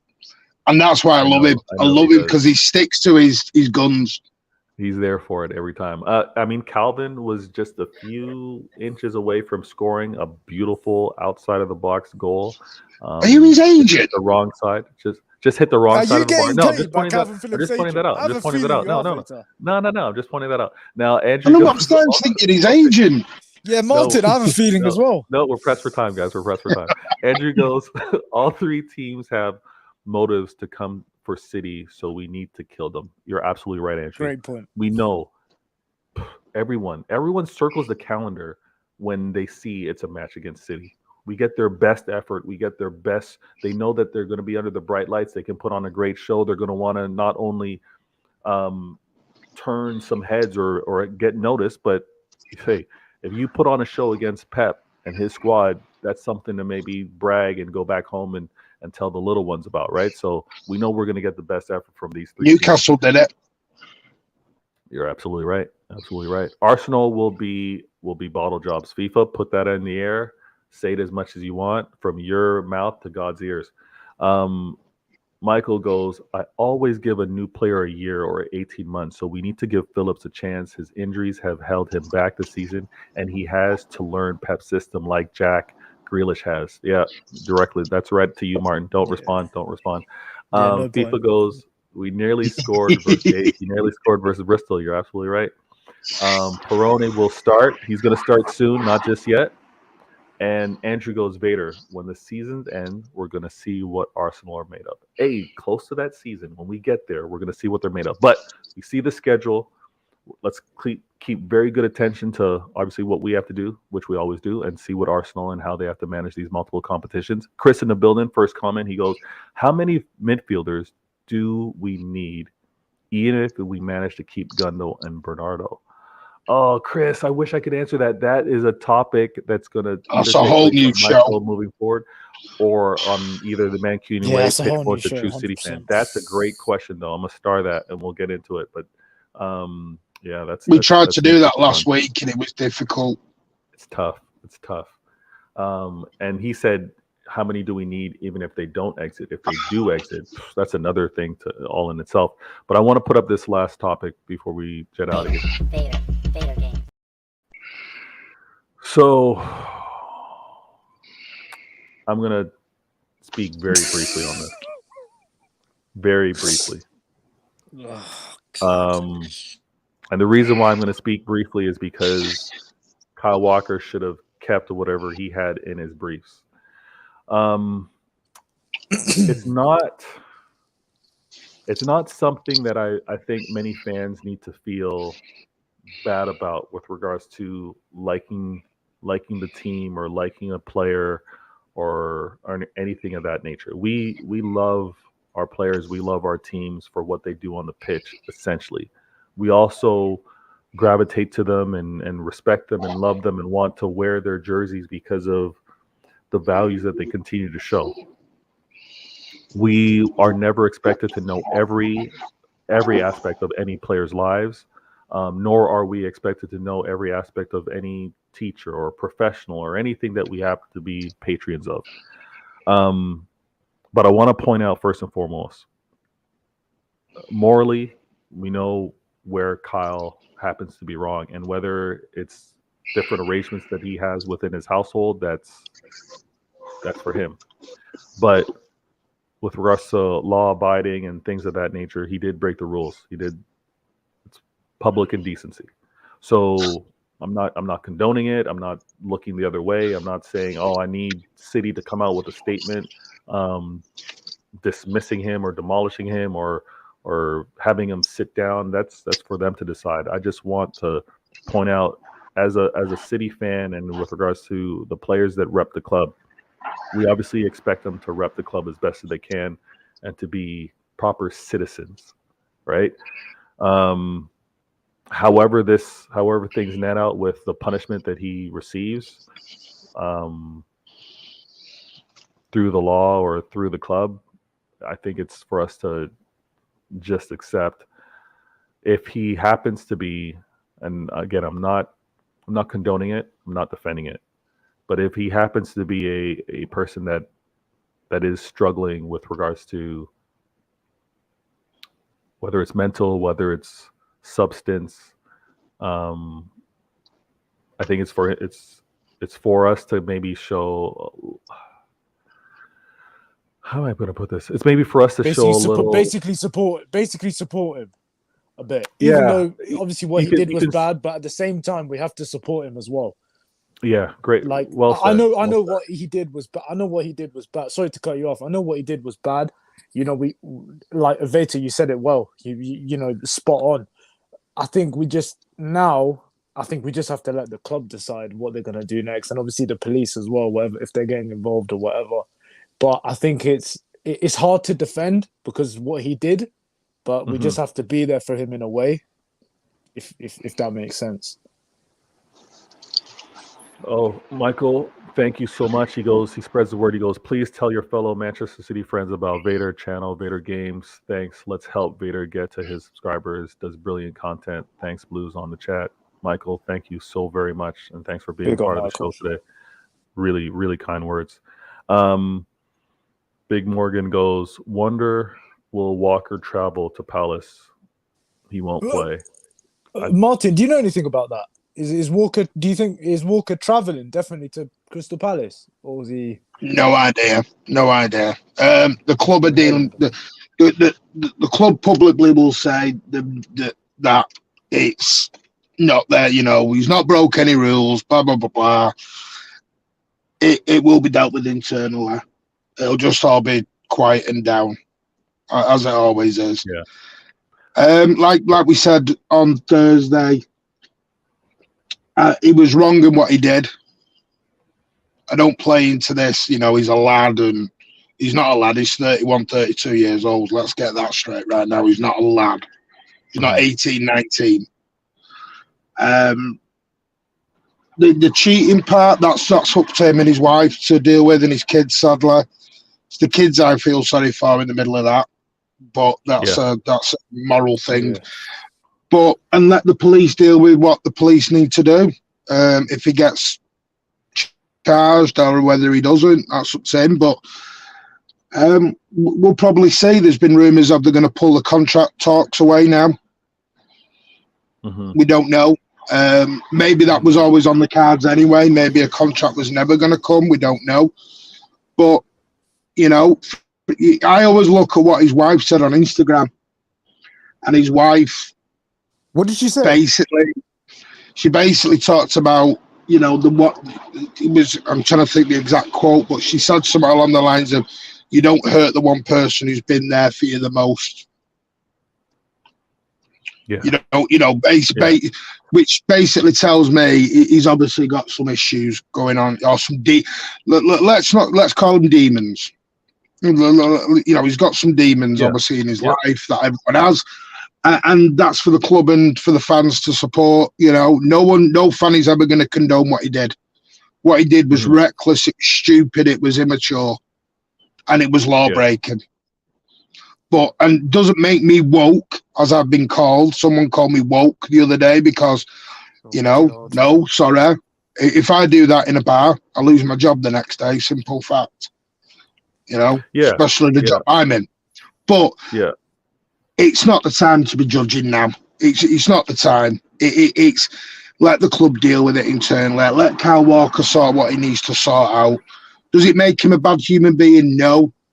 It makes him a human being who's made a bad choice. And if you show me anyone who's made anyone in this world who says they've never made a bad choice, I will call them a liar straight to their face. Yeah, Every single person 100%. has made a bad choice. We've all made mistakes. We've all made errors. We've all, done things wrong. But with regards to all of us, or many of us saying, hand on Bible or hand to chest and say, you know what, I can say I've never flashed anyone. Right. So it's those things with regards to the mistake that he made, and obviously it being captured on video, which makes this makes it a lot worse. A lot worse. Do you know what I would say very quickly, because I know you want to wrap up later, but the fact is, I said this on Thursday night, these footballers need more help outside. In today's world, they need somebody to say to them, don't do anything daft in public, because everyone has got a mobile phone. Everyone has got CCTV. And as you can tell, the owner of that bar in Wilmslow went straight to a newspaper and said, I've got a scoop for you. How much are you willing to give me?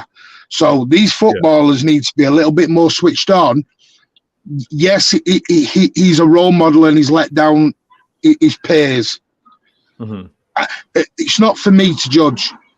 I would be more upset if I was a Rico Lewis, if I was a young up-and-coming player at Manchester City and I'm looking at Kyle Walker as being my mentor. Role model. They're the people who should be disappointed in him a little bit, and his family and his children. They're the ones. But it's not for us. No, I hear that. Mike, it's I want such to a put up this difficult comment. thing. Yeah, I want to state this comment from Michael. He goes, haven't seen Pep press conference yet. Going to watch it after the stream. I missed the start of the stream, Vader. Going to watch it back. Mate, love your opinions on football. Thank you so much, Michael. I need to go and see what Pep does pre-match as well. And I don't know. He has spoke about it. No, he has. Okay. He spoke about it. It was the first question. It was the first question that came out the Wolves' mouth. And I will call them Wolves because they were sat there with bated breath, ready for it.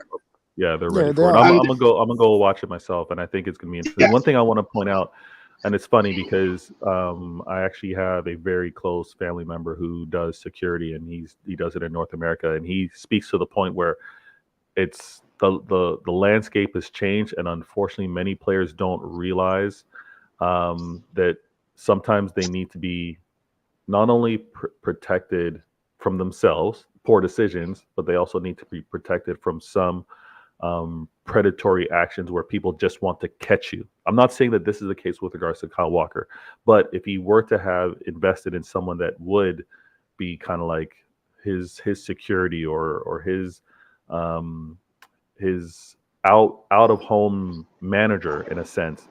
A lot of these things could be prevented because they need to not only protect themselves but their brand, and then the brand that they play for, the club that they play for. And some of them are so short-sighted that they miss it. What you can invest what quote Yeah. unquote very little for that protection, but it means a lot because of the millions that it may be preventing you. You brought it up. It was a great point, Martin. You brought up a point that there's contract talks that he's in the middle of and negotiations, and when you have something like this to then drop, that can affect you with regards to millions. There's all sorts, mate. He's had a very difficult season. It's come out that he was one of the grumpy five. Now, if he's struggling to manage, no, but the thing is, mate, if you're struggling to be in a team and you're watching your career slowly disappear, because it is, his career is slowly disappearing now at Manchester City.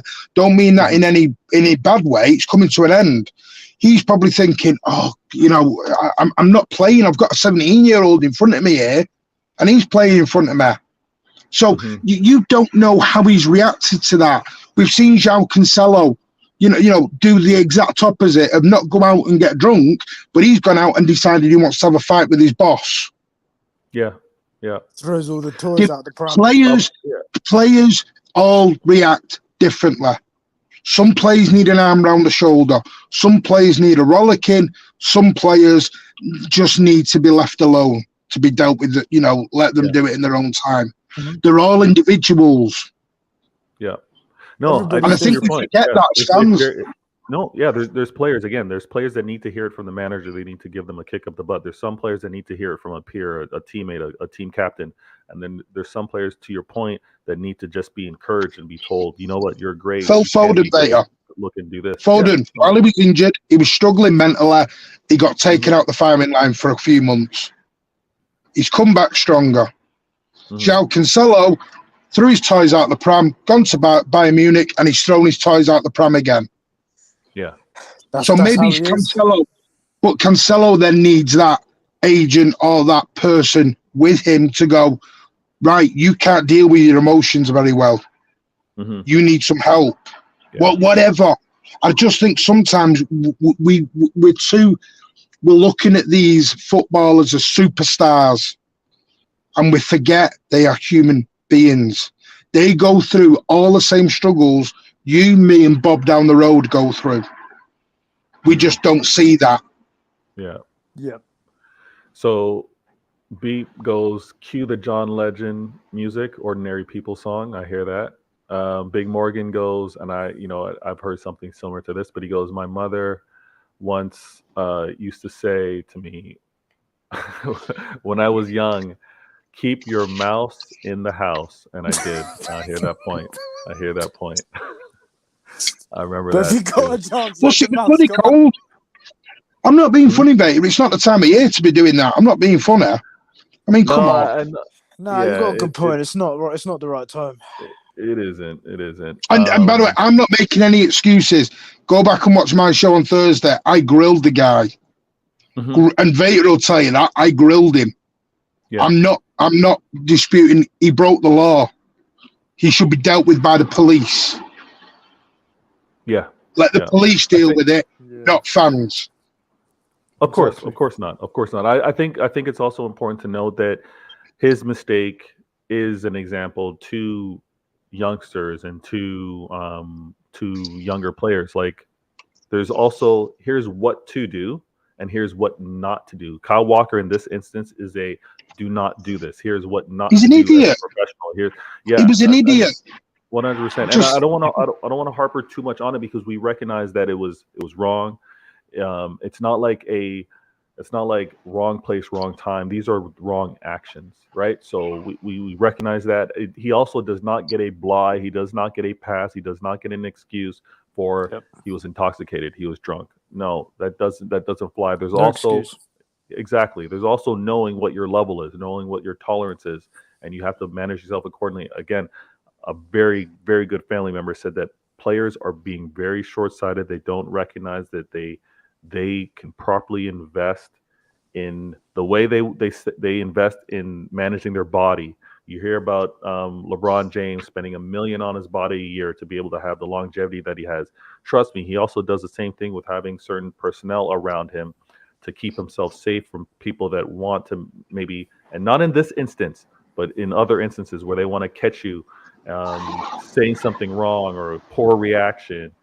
You need to be smarter about it. And Walker, I hope you learn from this and improve from it. I'm going to go to these comments real quick. Yeah, mistakes happen, but the best of them is if they learn from the mistakes. That's all I've got to say. You know? Yeah, I agree. Edison in the building. It's been a minute. AC Milan fan. Hope you're doing well, my friend. Brilliant points, Martin, said by Michael. Edison, sup? What's up? How good was Milan in the UCL? Edison, you're catching me now, man. You're catching me They were now. playing I'm happy Tottenham. for you. I'm happy for you. You established your dominance over Tottenham, and actually, Lads, it's Tottenham. this might happen. Yeah, we say that, but we bloody got knocked out by them, didn't we?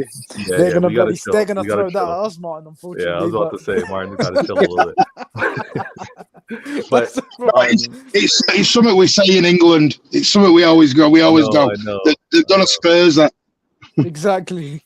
Oh, to this point, FIFA, 100%. This phenomenon with regards to TMZ over in North America, I believe your paparazzi is just as bad in England and in France, from what I understand. Probably worse. They're worse. Oh my god. You can worse. sell probably video worse. footage, whether it's caught on camera or caught on a cell phone. Those video footage. But are TMZ regulated, mate? They're regulated, aren't they? TMZ. Are they regulated? In what way? No, in terms of they go for scoops and everything else, but they don't hound them. They don't chase them down the street. It's like over there they literally chase. But the problem is TMZ will be established. They have the reporters or video reporters, whatever. But knowing that you basically have bounty hunters. You have others that are going to be going through the garbage, going to be setting up to capture the footage to then sell to TMZ.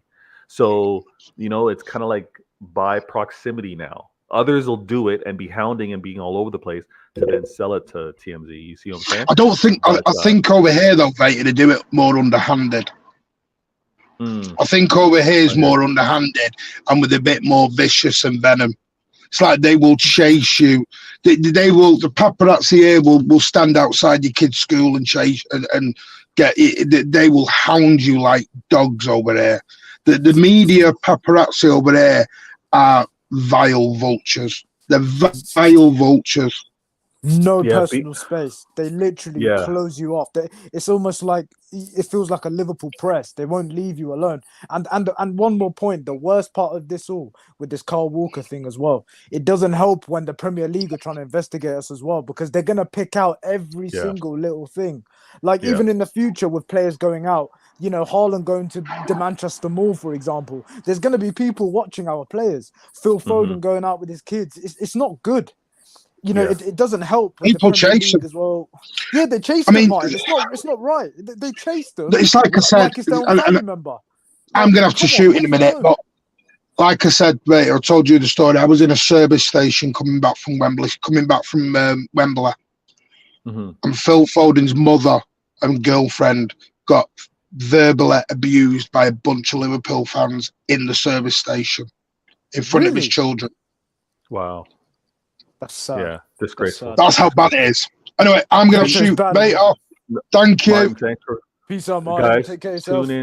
Tune in, find the Mancunian Way YouTube search, real simple. Find him. His details are in the description of this video, but click on it, subscribe, hit that notification button. Thanks for being on the show, Martin. No worries. Get this legend to 1,000. He deserves it. And go and follow Hamza as well, Pablo. Absolute legends. Go and support the City family. And I'll speak to you soon, mate. And Hamza. Thanks, Take care. Take care, Martin. See you later. FIFA asked the question. He goes, "Did you say paparazzi?" Yeah, paparazzi is basically coverage, pictures, and they're just trying to capture videos with the these days basically. as well. But with the cameras, and they're just trying to tell the story through image. And they have that out here in the U.S. But Beep goes, U.S. stole TMZ from UK. Let's be real. Daily Mirror, Daily Mail, Marsa. I guess those are all He's got a publications that point kind there. of do the same He's thing. got a point Yeah. there. He's got a Yeah, point there. no, it's true. And the what TMZ stands for is 30-mile radius or 30-mile zone. Sorry. So that's what TMZ stands for. 30-mile zone is basically Beverly Hills, and that's all what Yeah, they've been TMZ for covering. you guys is like Daily Mirror and Daily Mail. Like you said, is for us. It's basically Yeah. the same thing. Beat goes original page 6 stuff. I get it. Now, I want to thank Martin. Martin had Jet. Hamza has been fantastic on the show. We've been talking with regards to the talking points. It's incredible that we were able to have this fantastic conversation. It's You a guys really good chiming show. in with the comments. Thank you, my friend. And a large part of that is because of what you've been able to chime in and give your perspective. And I do, and I hope you guys enjoy it.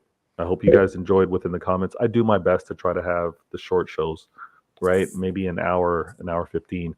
We're closing in on almost 2 hours, which is absolutely incredible. It did not feel like that whatsoever. gone But I quick, hope you innit? enjoyed. It did incredibly quick. I hope you guys enjoyed the breakdown with regards to City control, pep ball, and the attacking opportunities that we're able to create.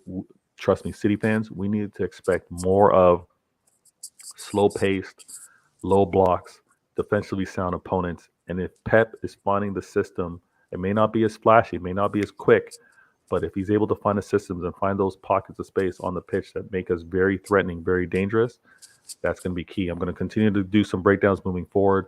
Topics throughout the week we'll always revisit. And this Sunday, Intelligent Agenda is going to go off again. That's going to be 9 p.m. UK time, 4 p.m. Toronto time. And I still have that thumbnail to kind of post out there, but I believe we're going to be really discussing an emphasis with regards to clubs.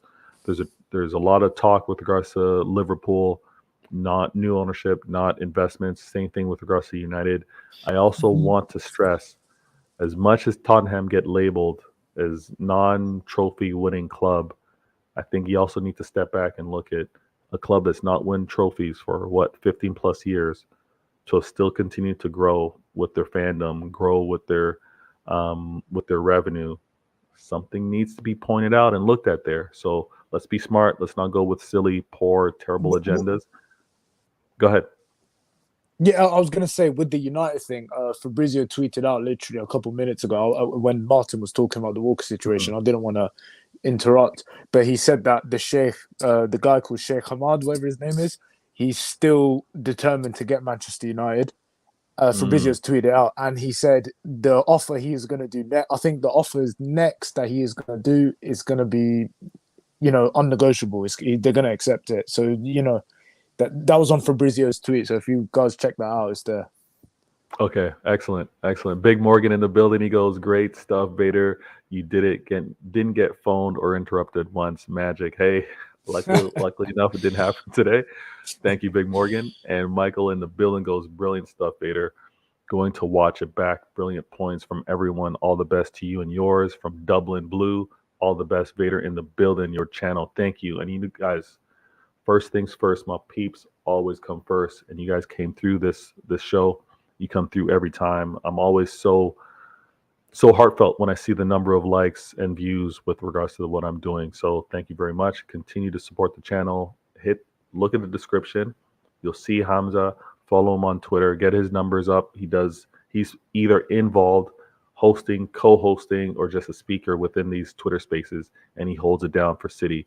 So definitely check him out and see what he has to say. I'm gonna bang out these last few comments, and then we're gonna shut down. FIFA goes, well, I can't watch the match tomorrow, as me and my dad's side on the family are celebrating celebrating your birthday. Fantastic, from last week. Congrats. Happy birthday, my friend. Happy birthday. But we will beat Palace. I'm with you on that one.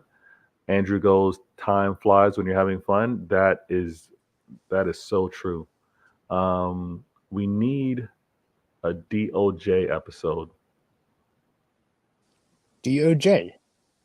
We need a DOJ episode. Beep. I'm not sure that acronym. On FFP allegations. Oh, okay. Okay. I'm with you, Beep. I'm with you. Ignore the question mark. Nah, we're all good, man. FIFA.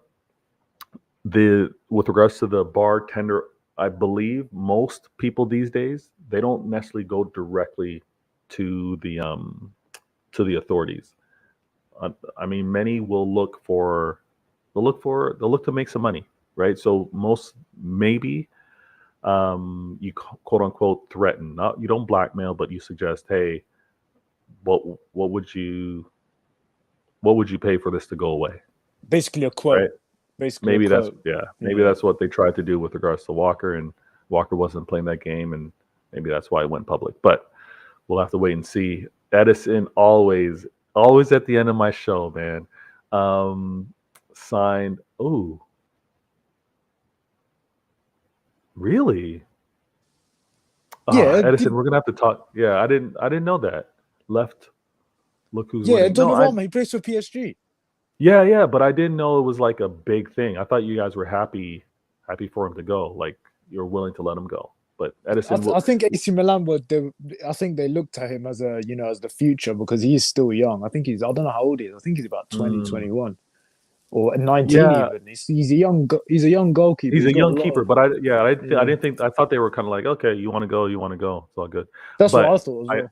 yeah, I do have to shut this down. Viewers, thank you so much. I hope you enjoyed every topic that was discussed today. If you happen to miss the beginning, please go back and watch this, and hit me up in the comments. Is there something you want me to do more of? Something you want clarity on? Something you just want change with regard to the show? I take all feedback, um, criticism, positive, negative. I got thick skin. Doesn't bother me. I'm always looking to improve the show. Hamza, thanks for being on the show. Everyone in the comments, thank you No all worries. so very much. And I'm going to catch you on Sunday on Vader Games. This is Vader Games TV, episode 73. I rhymed and I did it on purpose this time. I'm going to catch you guys. I'm out.